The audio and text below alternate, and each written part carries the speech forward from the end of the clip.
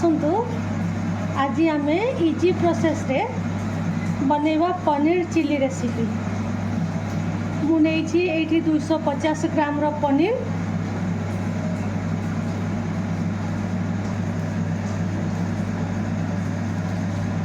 दुईश 50 ग्राम रो पनीर को देखु मुझे बड़ बड़ साइज रे काटी। देखु यही साइज रे काटी नेबे। तापरे आपण या कौन करेंगे ना एति छोट साइज रो अदा, 2टा कंचा लंका, टिके ब्लैक पेपर पाउडर, आउ 2 चामच मैदा रे 1.5 चामच कॉर्नफ्लोर ताकू नेकी एमिति मिक्स करि नेबे। कि पनीर रे आरारोट आउ आपणकर मैदा एमती टिके लागिकी रहिबो। जिते बड़े आम तेल रे फ्राए करवा से क्रिस्पी रहिबो। जदि आप आरारोट बदल में आप चाउल गुंड भी नहीं पारे। देखु मु यही चामच रे 2 चामच मैदा रे 1.5 चामच कॉर्नफ्लोर नहीं। कहीं यहाँ मु इजी प्रोसेस रे बनाऊँ तो से एमती हल्का ही करची।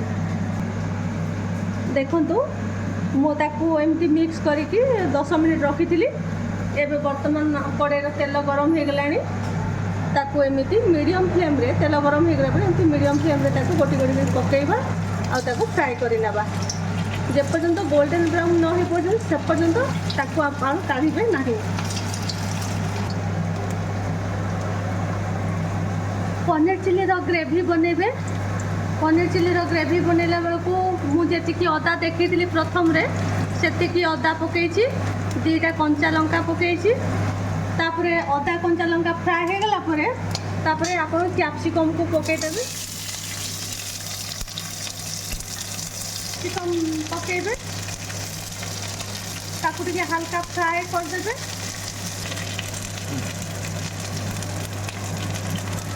अदा आउ कंचा लंका टिके फ्राए हो गला परे तापरे कैप्सिकम को पकई देबा।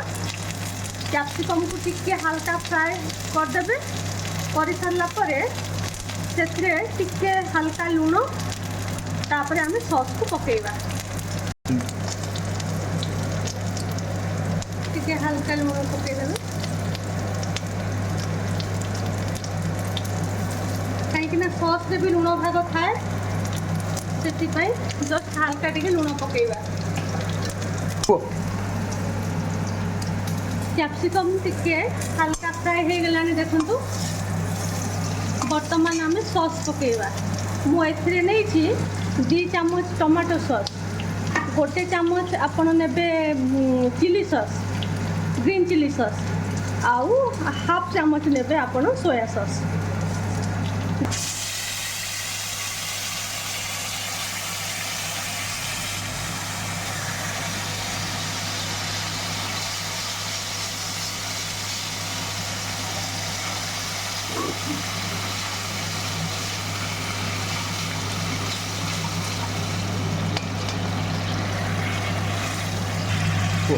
आपण ग्रेवी को टिके मोटा करिया पे चाहूले आपण टिके आरारोट नहीं पारे।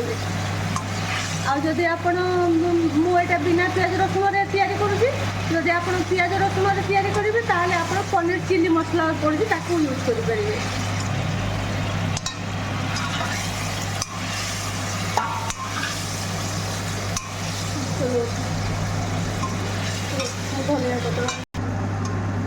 वर्तमान देखु पनीर को पकेला पर टिके हल्का माने एमती सॉस द्वारा टिके गोलई नेबे। तापरे गार्निशिंग पई आपण धनिया पत्र भी पकई देबे। पकई नवा ये हो गला हमर पनीर चिली। माने बहुत इजी प्रोसेस रे।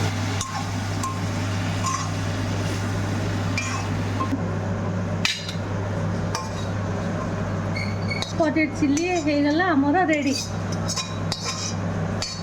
आपण या को रोटी परोठा संगे खाई पारिबे। पिठा भात